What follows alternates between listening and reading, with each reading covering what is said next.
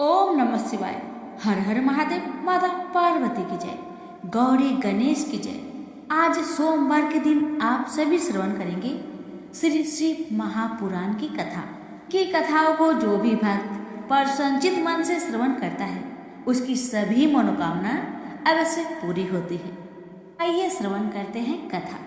सदाचार विवेचन। ऋषि बोले, हे विद्वान सुत जी, अब आप हमें यह बतलाइए कि धर्म क्या है और अधर्म क्या है, जिनसे स्वर्ग और नरक में लोगों को जाना पड़ता है, तथा वह सदाचार क्या है जिससे इन पर विजय प्राप्त किया जाए।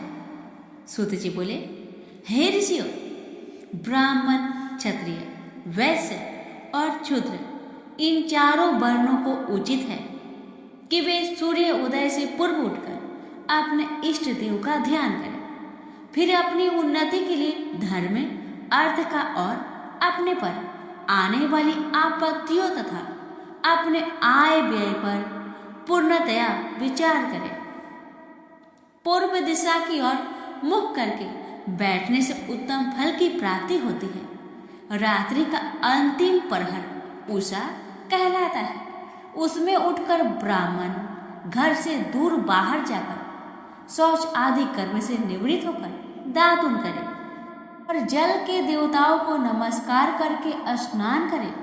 कंठ तक या कमर तक जल में खड़े होकर स्नान करना उत्तम है, परंतु ऐसा ना कर सके तो घुटने तक जल में मंत्र से स्नान करे और उस तीर्थ के जल से वहां के तथा अपने इष्ट देवता आदि को तृप्त करे।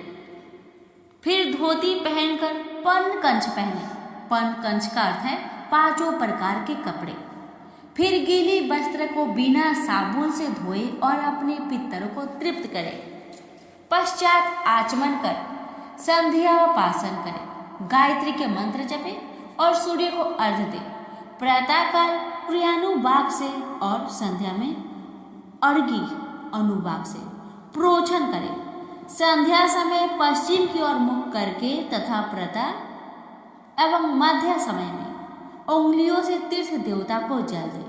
फिर अंगुलियों के चित्र से सूर्य भगवान को अस्त होता देखे और प्रदक्षिणा कर शुद्ध आचमन करे। संध्या से पहले संध्या ना करे। समय से संध्या हो जाने पर ही संध्या करनी योग्य है। नित्य प्रति जितना जाप करना हो से 100 गायत्री अधिक जपे। गायत्री अपने का यह प्रमाण है कि 10 दिनों में 1 लाख गायत्री का जप पूरा करें। इस प्रकार देवताओं को तृप्त करने से अर्थ की सिद्धि होती है।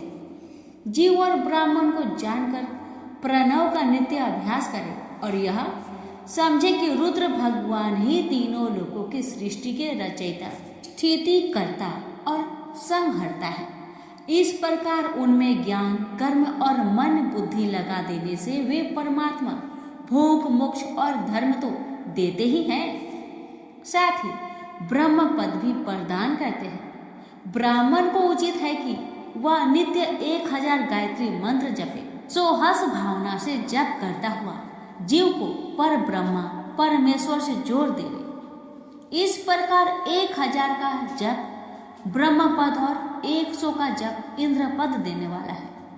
था इससे कमती बढ़ती जप अपनी रक्षा के लिए और ब्राह्मण योनि प्राप्त होने के लिए है, परंतु नित्य सूर्य के सम्मुख जप करना चाहिए। 70 वर्ष तक नियम पूर्वक ऐसा जप करें, फिर संन्यास ले। नित्य प्रातःकाल 12,000 ओमकार का जप करें और हिसाब करके महीने भर में 1.5 लाख का जप पूरा करे। कम न हो तभी वह सच्चा सन्यासी है। जो इस प्रकार मंत्र ग्रहण करता है उसके सभी दोष शीघ्र दूर हो जाते हैं, अन्यथा वो रौरव नरक में जाता है। ब्राह्मण को योग है कि वह सर्वदा ब्रह्म ज्ञान का अभ्यास करे। इससे धर्म और धन तो संचय होगा ही, यदि नियम पूर्वक उसके उपार्जन का यत्न करे। परंतु यह अपनी मनसा पूर्ण करने वाला गृहस्थों का धर्म है, क्योंकि धर्म से अर्थ, धन अर्थ से भोग और भोग से वैराग्य उत्पन्न होता है। परंतु विपरीत अधर्म से पैदा किए धन के उपभोग से मोह की प्राप्ति होती है। अतः धर्म में दो प्रकार का है, एक देह से, दूसरा धन से। धन से यज्ञ आदि धर्म होता है और शरीर से तीर्थ स्नान आदि धर्म होता है। धन से धर्म और तप से दिव्य रूप की प्राप्ति होती है, किंतु निष्काम कर्म से शुद्धि और उसके पश्चात ज्ञान प्राप्त होता है। सतयुग के प्रारंभ में तप की ही प्रशंसा थी, किंतु कलयुग में धन की प्रधानता है। सतयुग में ध्यान से ज्ञान की प्राप्ति होती थी, त्रेता में तप से, द्वापर में भजन से, किंतु कलयुग में प्रतिमा पूजन से ज्ञान की उपलब्धि होती है। जो जैसा पाप पुण्य करता है उसे वैसा फल मिलता है। हिंसा ही अधर्म का स्वरूप है तथा अहिंसा धर्म का रूप है। अधर्म से दुख और धर्म से सुख मिलता है। यदि कोई उत्तम ब्राह्मण को 100 वर्ष तक वृत्ति यानी जीविका का खर्च देता है तो उसे ब्रह्मलोक प्राप्त होता है तथा 1000 चंद्रायन व्रत करने से भी ब्रह्मलोक की प्राप्ति होती है।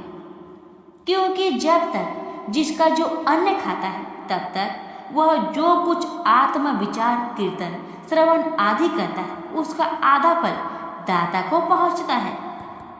इसी प्रकार लेने वाले को चाहिए कि वह जो चीज ले उसका अंश या सभी यथावसर दूसरे दिनों को दान करता रहे। वह तब करे या अन्य उचित साधनों से पाप शोधन कर दे, अन्यथा वह रौरव नरक में पड़ता है। मनुष्य को चाहिए कि वह अपने प्राप्त किए धन का 3 भाग करे, पहला धर्म, दूसरा वृद्धि, तीसरा नित्य नैमित्तिक काम्य कर्म। धर्म से पीठ को बढ़ावे, बचत का कोष नियत करे, किसी को पीड़ा ना हो और अपना थोड़े में निर्वाह करे। यदि कृषि से उत्पन्न किया धन हो तो पाप शुद्धि के लिए उसका 10वां भाग दान कर दे। शेष से धर्म पूर्वक अपना संसार चलाए, अन्यथा रौरव नरक में पड़ेगा। यह बुद्धि ही भ्रष्ट हो जाएगी, यह अन्न ही न पैदा होगा। ऐसे ही व्यापार से पैदा किए हुए धन का 6वां भाग दान कर देना चाहिए, क्योंकि अपने भोग की वृद्धि के लिए स्वयं बुलाकर दान देना अच्छा होता है। याचना करने वाले को यथाशक्ति सदैव दान दे और कभी नागा न करे, क्योंकि मांगने पर न देने से जन्म जन्मांतर के लिए ऋणी रह जाता है। बुद्धिमान को उचित है कि वह दूसरों का दोष दूसरों से ना कहे, सुना और देखा भी ना कहे। किसी को क्रोध उत्पन्न हो ऐसे भी बात ना करे। प्रातः सायं दोनों समय संध्या और अग्निहोत्र करे। दोनों समय ना हो सके तो एक समय तो अवश्य करे।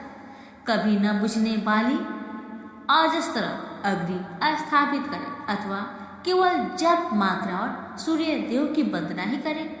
इस प्रकार आत्म कल्याण का छुक यथाविधि नित्य ही ब्रह्म योग और देव पूजन किया करे।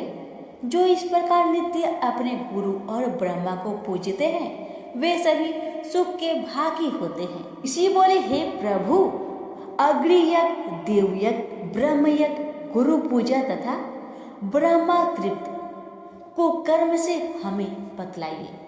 सूत जी बोले, अग्नि में द्रवयुक्त हवन करना ही अग्नि यज्ञ है। ब्राह्मण, यह अग्नि यज्ञ कई प्रकार का होता है। एक तो वह जो समिधा अग्नि में हवन की जाती है, दूसरी ब्रह्मचर्य अग्नि जिसमें ब्रह्मादि का बाहुमूल्य होता है। जब तक विवाह नहीं होता तब तक वह ब्रह्मचारी है। जब विवाह हो जाए तब 2 समय अग्नि यज्ञ करे। परंतु जिन महापुरुषों ने अपनी आत्मा में अग्नि आरोपण की हो और वनवासी हो तो ऐसे पतियों के लिए समय पर थोड़ा और हितकर भोजन कर लेना है अग्निहोत्र है। विवाह के समय से अग्नि साधन को सदैव सुरक्षित रखना योग्य है। उसे कुंड या भांड में रखे जो कि सर्वदा सुरक्षित रहे और कभी न बुझे। ऐसी अग्नि अजस्त्र अर्घ्य कहलाती है। हे ब्राह्मणों, सायंकाल की अग्नि आहुति से संपत्ति बढ़ती है और प्रातः काल की अग्नि से आहुति से आयु बढ़ती है तथा दिन में इंद्र आदि सब देवताओं के उद्देश्य से अग्नि को जो आहुति दी जाती है वह अग्नि योग देवयज्ञ कहलाता है। ब्राह्मण और देवताओं की तृप्ति के लिए एक बार यज्ञ करे, शेष समय वेद का अध्ययन करे। हे ब्राह्मणों, अब एक और आदर्श सुनो। आदि सृष्टि में करुणा कर महादेव जी ने सर्व लोकों के उपकार सर्व औषधियों की औषधि प्रथम अपना वार अर्थात आदित्य वार बनाया और पुनः सप्ताह के शेष 6 दिनों को उनके गुणों के अनुसार उनकी वैसी रचना की। उन्होंने प्रत्येक दिन का उसका देवता और उसका फल नियत किया तथा जिनसे आरोग्य, सम्मति, व्याधि, नाश, पुष्टि, आयु, भोग, मृत्यु और हानि ये यथा कर्म से प्राप्त होते हैं, वह विधि भी नियत की। उन 12 के देवताओं की प्रति से उनकी पूजा का वैसा फल देने वाले भगवान शिव ही है। वह पूजा 5 प्रकार की कल्पित की गई है। जिस देवता को प्रसन्न करना हो उसी का मंत्र, होम, दान और जप करें। नेत्र, सिरो रोग व कुष्ठ की शांति के लिए आदित्य की पूजा कर ब्राह्मणों को भोजन कराए। 3 दिन, 3 महीने या 3 वर्ष अथवा इससे भी अधिक पूजा करें। यदि परबंध प्रबल हुआ तो गण आदि रोग नष्ट हो जाएंगे, इसमें संदेह नहीं है। पापों की शांति के लिए रविवार के दिन पूजा उत्तम है, जिसमें जप आदि से इष्ट देव को प्रसन्न किया जा सकता है। लक्ष्मी के लिए सोमवार को लक्ष्मी पूजा करें। रोग शांति के लिए मंगलवार उत्तम है और इस दिन काली आदि का भजन पूजन करें और उर्द मूंग आदि 4 शेर देकर ब्राह्मणों को भोजन करवाए। बुधवार के दिन विष्णु का दही से वह अनेक प्रकार से भजन पूजन करे तो सर्वदा पुत्र, मित्र, कलत्र की पुष्टि होगी। बृहस्पति के दिन आयुर्वर्धक है।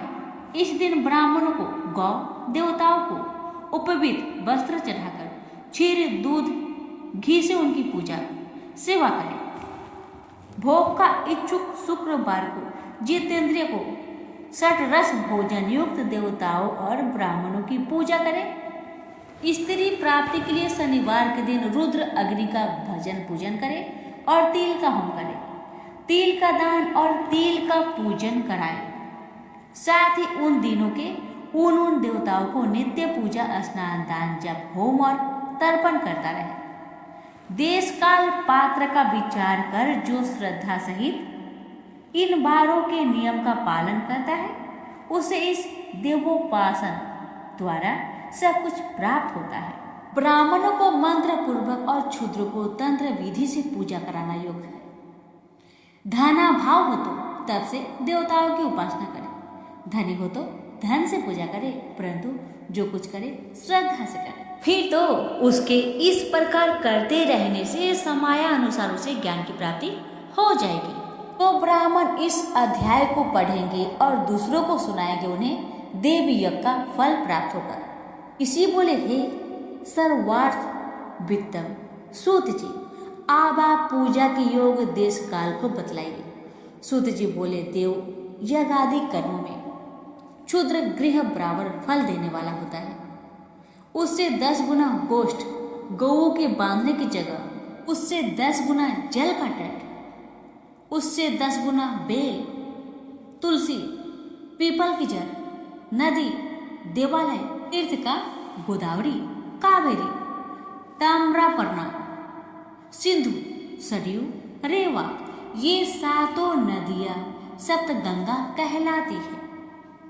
इससे 10 गुना फल समुद्र का तट और उससे भी 10 गुना पर्वत की चोटी पर पूजन करने से होता है। और सबसे अधिक फल तो वह जाने जहाँ की मन रमे। सतयुग में यज्ञ, दान आदि से पूर्ण फल की प्राप्ति होती है। त्रेता में तिहाई, द्वापर में आधी, कलयुग में चौथाई और आधे से अधिक कलयुग बीतने पर इससे भी कम फल प्राप्त होता है। परंतु शुद्ध हृदय से किया हुआ कर्म या पूजन बराबर फल देता है। इससे 10 गुना फल रवि संक्रांति के दिन, उससे 10 गुना तुला और मेष की संक्रांति में तथा चंद्र ग्रहण में उससे भी 10 गुना फल की प्राप्ति होती है तथा सूर्य ग्रहण में तो उससे भी 10 गुना फल प्राप्त होता है, क्योंकि यह उत्तम और पर्व काल है। इस समय जब आदि करना समयोचित होने से पुण्यदायक है और ऐसे समय सत्पुरुषों की संगति करने का फल करोड़ों सूर्य के समान है। तपोनिष्ठ, ज्ञाननिष्ठ और योगी यदि पूजा के पात्र है, ऐसे समय में जो इनकी पूजा करता है उसके पाप क्षय हो जाते हैं। फिर वह ब्राह्मण भी पूजा का पात्र जिसने 24 लाख गायत्री का जप किया हो, वह संपूर्ण फल और भोग का दाता है। वह अपने दाता की पापों से रक्षा करता है, क्योंकि गायत्री का यह महात्म्य है कि वह अपने गान करने वालों की पाप से रक्षा करती है। इसी से वह गायत्री कहलाती है। गायत्री के जप से क्षुद्र हुआ ही ब्राह्मण क्षुद्र है। वही सब इस प्रकार से योग पात्र है। नर नारी आदि जीव कोई भी हो, जो भूखा हो वह अन्न दान का पात्र है। इच्छा वाले को देना ही अभिष्टदायक है। मांगने पर दिया तो आधा फल, सेवक को दिया तो चौथाई फल, और यदि ब्राह्मण दीन हो तो उसे देने से 10 वर्ष का फल प्राप्त होता है। ब्राह्मण तो जाति से ब्राह्मण ही है। यदि ब्राह्मण वेद पाठी है, गायत्री के जाप से युक्त है, तो उसे दान देने में वैकुंठ की प्राप्ति होती है। शिव भक्त को दान देने से कैलाश की और सभी प्रकार के दान जिस उद्देश्य से दिए जाते हैं उससे उसी प्रकार के फल प्राप्त होते हैं। जैसे भी हो, थोड़ा या बहुत, केवलपन बुद्धि से किया हुआ दान अनंत भोग देता है। मनुष्य को तप और दान ये दोनों ही सर्वदा करना चाहिए। देवताओं की तृप्ति के लिए सभी भोग देना चाहिए। ऐसा करने से उत्तम जन्म मिलता है, सभी भोग मिलते हैं। ईश्वरपन बुद्धि से दान करे तो मोक्ष मिलता है। इस अध्याय के पढ़ने सुनने से धर्म में बुद्धि उत्पन्न होती है और ज्ञान की सिद्धि होती है। आर्थिक पूजन और उसका फल। ऋषि बोले, हे सुत जी, अब आप हमें उस पार्थिव पूजन की विधि बतलाइए जिससे सभी अभिष्ट सिद्ध होते हैं। सुत जी बोले, आपका प्रश्न बड़ा उत्तम है, आप सुनिए, मैं कहता हूँ। हे महर्षि, मिट्टी से बनाई हुई प्रतिमा का पूजन करने से पुरुष हो या स्त्री सभी के मनोरथ पूर्ण होते हैं। इसके लिए नदी, तालाब, कुआं या जल के भीतर की मिट्टी लाकर सुगंधित द्रव के चूर्ण से उसका शोधन करें और अच्छे मंडप में बैठकर दूध डालकर अपने हाथ से सुंदर प्रतिमा बनाएं। फिर पद्मासन में स्थित होकर उस पार्थिव प्रतिमा का आदर से पूजन करें। गणेश, सूर्य, विष्णु, पार्वती, शिव जी की मूर्ति और शिव जी के शिवलिंग का तो ब्राह्मण सदैव पूजन करे। जो इस प्रकार षोडशोपचार पूजन करता है उसके मनोरथ अवश्य ही सिद्ध होते हैं। किसी भी देवता के स्थापित के लिंग पर 3 से नैवेद्य और स्वयं उत्पन्न हुए लिंग पर 5 से नैवेद्य चढ़ाने का नियम है। इस प्रकार जो 1000 बार नैवेद्य चढ़ाता है, यदि वह ब्राह्मण है तो उसे सत्यलोक की प्राप्ति होती है। यह सत्य है। 12 अंगुल चौड़ा और 25 अंगुल लंबा यह लिंग का प्रमाण है तथा 15 अंगुल ऊंचा लोहे या लकड़ी के बनाए पात्र का भी नाम शिव है। ऐसे लिंगों की पूजा महापूजा कहलाती है और इनके अभिषेक से आत्मा शुद्धि, गंध चढ़ाने से पुण्य प्राप्ति, नवत चढ़ाने से आयु और तृप्ति तथा धूप देने से धन की प्राप्ति होती है। दीप से ज्ञान और तांबूल से भोग मिलता है। अतः एवं स्नान आदि से ये 6 पूजन के अंग का यत्न पूर्वक साधन करें। नमस्कार और जप ये दोनों अभीष्टदायक हैं। इनको पूजा के अंत में अवश्य करें, क्योंकि इनसे भोग और मोक्ष दोनों ही प्राप्त होते हैं। मानसिक पूजन में भी इनको अवश्य ही व्यवहार में लाए। जो जिस देवता की पूजा करता है वह उस देवता के लोक को प्राप्त होता है, साथ ही उसे उनके बीच के लोक में भी श्रेष्ठ भोग मिलते हैं। हे महर्षि, आप श्रद्धा से सुनिए, मैं विशेष रीति से वर्णन करता हूँ। इस भूलोक में श्री गणेश जी सम्यक प्रकार ऐसे पूजनीय है कि जिनसे अभिष्ट सिद्ध होता है। जैसे शिव जी ने नियत किया है उसके अनुसार तिथि, वार, नक्षत्र आदि का समुचित विचार कर जो सविधि इनकी पूजा करता है उसके कौन से मनोरथ पूर्ण नहीं होते। गणेश पूजन से सभी पाप दूर भाग जाते हैं और वह अपने सभी अभिष्टों को पूर्ण करते हुए मोक्ष तक पहुंच जाता है। इसी प्रकार श्री विष्णु जी का तथा और भी देवताओं की जो जिसकी पूजा करना चाहता है वह उन देवताओं के बार, तिथि, नक्षत्र का विचार कर षोडशोपचार पूजन भजन करे तो उसके अभिष्ट की प्राप्ति होती है। शिव जी का पूजन तो सब मनोरथ को देने वाला है। जो आद्रा नक्षत्र में और महा आद्रा में माघ कृष्ण चतुर्थी को शिव जी का पूजन करता है उसकी आयु बढ़ती, मृत्यु हरण होती और सर्व सिद्धि की प्राप्ति होती है। ऐसे ही और भी नक्षत्रों, महीनों और बारों में शिव जी की पूजा का अद्भुत महात्म्य है। शिव जी का भजन भोग मोक्ष को देने वाला है। बारों के हिसाब से कार्तिक मास में देवताओं का यजन विशेष फलदायक होता है। विद्वानों को उचित है कि वह इस महीने में सब देवताओं का यजन करे, यह नियम से दान, तप, होम और जप करे, क्योंकि कार्तिक में देवताओं का यजन सर्व भोग प्रद और सर्व व्याधि हरता है। कार्तिक मास में रविवार के दिन जो सूर्य की पूजा करता है और तेल तथा कपास का दान करता है उसको यदि कुष्ठ रोग है तो वह दूर हो जाता है। इस प्रकार शिव जी की पूजा के अनेक विधान हैं। जो अपने मन को या जीवन को शिव जी को अर्पण कर देता है उसे शिव जी सायुज्य मुक्ति प्रदान करते हैं। योनि और लिंग इन दोनों स्वरूपों के शिव जी के स्वरूपों में समाविष्ट होने के कारण शिव जी जगत के जन्म निरूपक है और इसे नाते से जन्म की निवृत्ति के लिए श्री शिव जी की जन्म पूजा का अलग विधान भी है। जैसे अखिल जगत बिंदु नात्मक है जिसमें बिंदु शक्ति है और नाद नाम शिव जी का है। बिंदु का आधार नाद है और जगत का आधार बिंदु है, अतः ये दोनों ही जगत के आधार है। बिंदु देवी और नाद शिव है, इसी से यही दोनों शिव लिंग इस नाम से कहे गए। अतः जन्म की निवृत्ति के लिए शिवलिंग को पूजे। देवी रूप माता बिंदु और शिव रूप पिता नाद है। पूज्य माता पिता की पूजा करने से निश्चय ही परमानंद प्राप्त होता है। जिसे परमानंद की इच्छा हो वह शिवलिंग की पूजा करे। जैसे जो पुत्र माता पिता की सेवा करता है उस पर माता पिता कृपालु रहते हैं, वैसे ही शिवलिंग माता पिता के इस मुख्य रूप को जानकर उनकी पूजा करे। हे मुनि पुंगवो, ऐसे भर्गा अर्थात पुरुष और प्रकृति ये ही दो जन्म के मुख्य हैं, वैसे ही शिवलिंग भी है। पुरुष से प्रकृतिक में मेल ही जन्म कहलाता है और प्रकृतिक से व्यक्त हुआ तो दूसरा जन्म कहलाया। अतएव जंतु पुरुष से ही जन्म और मृत्यु बारंबार प्राप्त करता है। माया से जन्म, जन्म से जीर्ण और इसी जीव का नाम परा। जन्म होते ही यह फांसी से बंध जाता है और इसी से इस जीव शब्द का यह अर्थ हुआ। अतएव जन्म की फांसी से छूटने के लिए जन्मलिंग को अच्छी तरह पूजे।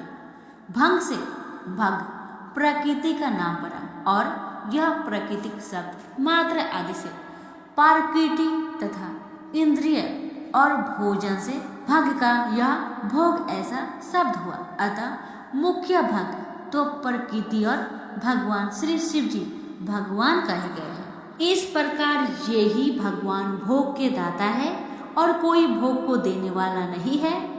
भग के स्वामी भगवान ही भर्ग है और भग के सहित लिंग और लिंग के सहित भग ही यहाँ और वहाँ नित्य भोग के लिए है। इसलिए श्री भग बाले महादेव शिवलिंग की पूजा करना योग है। शिव भक्ति के लिए मिलाप का नाम लिंग है। शिव जी अपने लिंग के पूजन करने से प्रसन्न हो जाते हैं। जो इस शिवलिंग का सादर पूजन करता है वह जन्म आदि से निवृत्त हो जाता है। आदित्यवार के दिन पंचगव्य द्वारा शिव जी को स्नान कराए। गोबर, गोमूत्र, गोदूध, गोघृत और मधु यही पंचगव्य है। फिर दूध आदि से अलग स्नान कराए। शहद, ईख का रस और गोदूध से अन्न का नैवेद्य बनाकर प्रणव पूर्वक चढ़ाए। जो इस प्रकार आदित्यवार के दिन प्रणव पूर्वक महालिंग की पूजा करता है उसका पूर्ण जन्म नहीं होता। रुद्राक्ष धारण करने से, चौपाई विभूति धारण करने से, आधा मंत्र जपने से, पौन और पूजन से पूर्ण भक्ति प्राप्त होता है। शिवलिंग और उनके भक्तों को पूजने से मनुष्य को मुक्ति प्राप्त होती है। इस अध्याय को पढ़ने और सुनने से शिव जी की दृढ़ भक्ति प्राप्त होती है।